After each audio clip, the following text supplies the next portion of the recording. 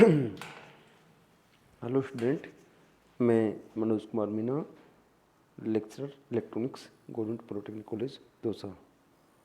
Student, आज हम लोग जो हमारा EL 310 तथा ME 310 जो सब्जेक्ट है मैनेजमेंट एंड एंटरप्रेन्योरशिप, उसके बारे में, उसके अंतर्गत हम लोग आज साइंटिफिक मैनेजमेंट के बारे में अध्ययन करेंगे।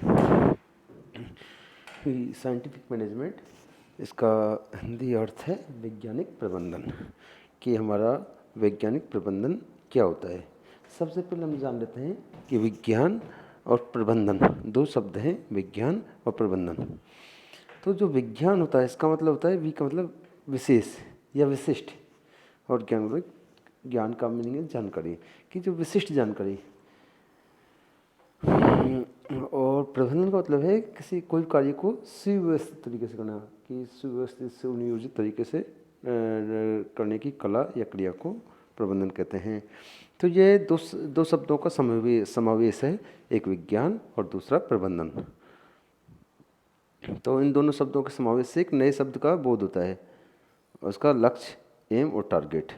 अब देखते हैं विज्ञान, विशिष्ट जानकारी। मैंने बताया था आप लोगों को, विज्ञान से तात्पर्य है विशेष ज्ञान या विशिष्ट जानकारी या ज्ञान की अभिवृद्धि जो नए प्रयोगों द्वारा हमारी सामान्य ज्ञान में जुड़ जाती है। कि हम लोग विशेष जानकारी, हम लोग मान लो विज्ञान में क्या करते हैं हम लोग, कि बहुत सारे प्रयोग करते हैं, प्रयोग करके हम लोग जानकारी निकालते हैं, कि जो प्रयोग है प्रयोग के बहुत सारे ऑब्जर्वेशन आते हैं, उनके आधार पर हम लोग जानकारी निकालते हैं।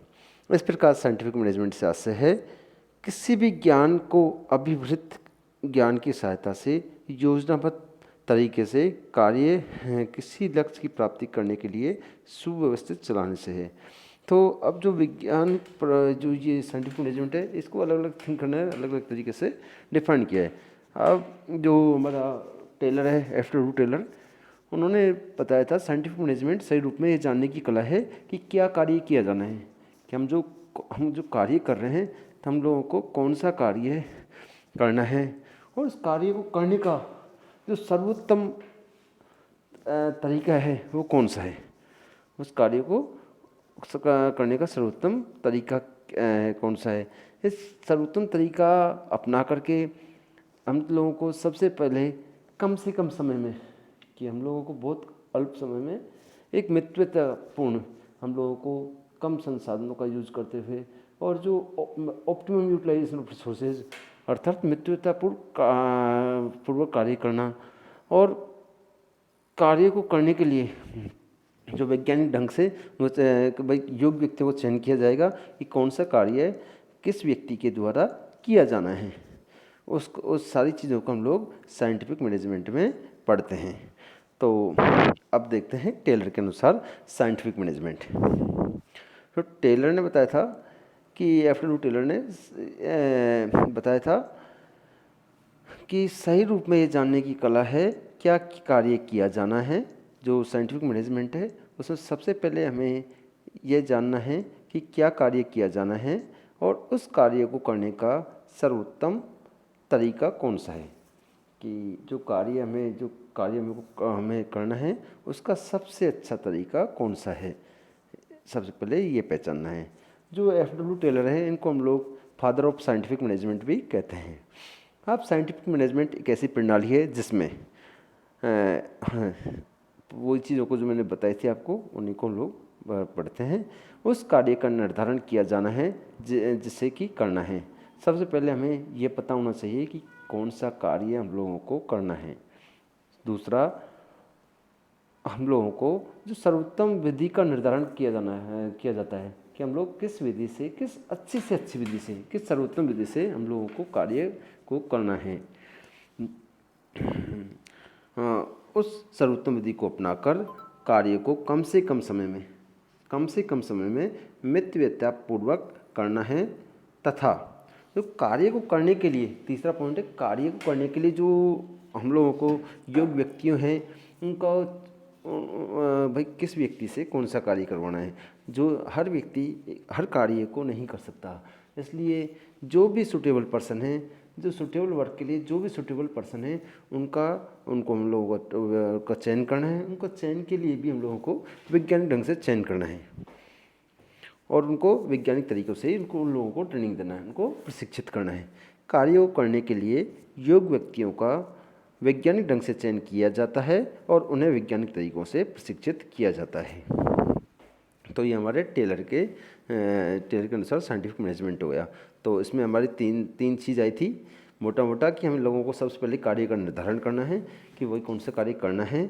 उसके बाद हम लोग सर्वोत्तम विधि का चयन का निर्धारण करना है, जैसे कि कम से कम समय में मित्रतापूर्वक अपने को कार्य हो सके। और तीसरा, वैज्ञानिक ढंग से ऐसे योग्य व्यक्तियों का चयन करना है जो कार्य करने के लिए ऐसे योग्य व्यक्तियों को चयन करना है और उनको वैज्ञानिक तरीके से उन लोगों को प्रशिक्षित किया जाना है। अब साइंटिफिक मैनेजमेंट के लिए अलग अलग थिंकर ने अलग अलग परिभाषा दी। अब ये कुछ थिंकर के नाम हैं, H.S. Pearson, F.W. टेलर, तो इनको आप लोग इनको देख सकते हैं। अब वैज्ञानिक प्रबंधन की समस्याओं के हल का वह मानवीय दृष्टिकोण है। जो वैज्ञानिक प्रबंधन है, जो प्रबंधन में जो समस्या आ रही है उनका वो मानवीय दृष्टिकोण है जो कि वैज्ञानिक अनुसंधान और विश्लेषण से प्राप्त, जो हम लोग वैज्ञानिक साइंटिफिक रिसर्च और जो एनालिसिस कर रहे हैं उससे प्राप्त जो अलग अलग नियम हैं, जो सिद्धांत हैं, वो परिणाम पर आधारित होता है, जिसका उद्देश्य न्यूनतम व्यय पर अधिकतम लाभों की प्राप्ति करना है। जो साइंटिफिक मैनेजमेंट का जो मूल उद्देश्य होता है, जो मिनिमम एक्सपेंडिचर पर अधिकतम प्रॉफिट, मैक्सिमम प्रॉफिट को प्राप्त करना है। इसके लिए हम लोगों को जो अलग अलग जो हमारे नियम, सिद्धांत, परिणाम आए हैं, जो ये नियम सिद्धांत परिणाम जो हम लोगों ने अलग अलग अनुसंधान किए हैं, विश्लेषण किए हैं, उनसे चीज़ें प्राप्त हुई हैं। अब फीचर्स ऑफ साइंटिफिक मैनेजमेंट की जो साइंटिफिक मैनेजमेंट कैरेक्टरिस्टिक्स या फीचर ऑफ साइंटिफिक मैनेजमेंट अर्थात लक्षण और विशेषताएं, साइंटिफिक मैनेजमेंट के लक्षण और विशेषताएं। सबसे पहले लक्षण है डेफिनेट ऑब्जेक्ट एंड प्लान, कि अब लोगों को सबसे पहले निश्चित लक्ष्य होना चाहिए, हमारे पास निश्चित लक्ष्य और योजना सबसे पहला है कि हमें कोई भी कार्य कर रहे हैं तो उस कार्य का हमें पता होना चाहिए कौन सा कार्य है। तो हम लोगों को सबसे पहले जो हमारा जो लक्ष्य है वो डेफिनेट होना चाहिए और लक्ष्य या प्लान हमारा डेफिनेट होना चाहिए। उसके बाद में जो सेकंड है, जो हम लोग जो वैज्ञानिक विश्लेषण जो हम लोग साइंटिफिक तरीके से एनालिसिस करें, उसके बाद उसका प्रयोग और एक्सपेरिमेंट करें। उसके बाद जो हमारे पास डेफिनेट रूल बनेंगे। उसके बाद हम लोगों को देखना है इकोनॉमी को, हम लोगों को कार्य को ऐसा नहीं कार्य में कि बहुत ज़्यादा संसाधन लगा दें।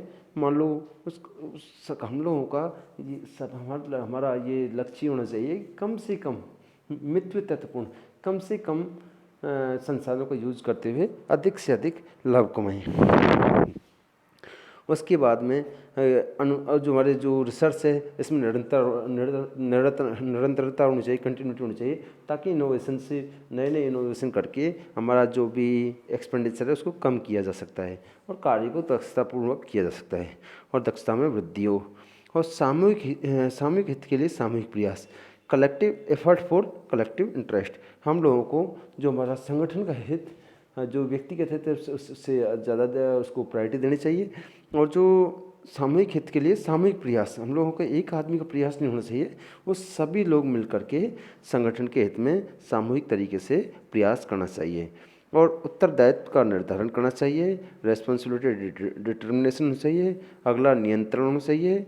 और जो हमारा लेक ऑफ स्लैकनेस और ढिलमुल नीति का उसका अभाव होना चाहिए, ढिलमुल नीति बिल्कुल नहीं होनी चाहिए, ये संगठन के लिए ठीक नहीं है।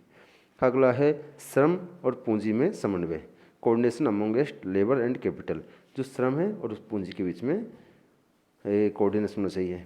तो ये हमारे कुछ कैरेक्टरिस्टिक्स थे। तो जो हमारी अगली क्लास है उसमें हम लोग ऑब्जेक्ट्स देखेंगे, ऑब्जेक्ट्स ऑफ साइंटिफिक मैनेजमेंट। तो आज हम लोग हमारी क्लास को यहीं ख़त्म करते हैं।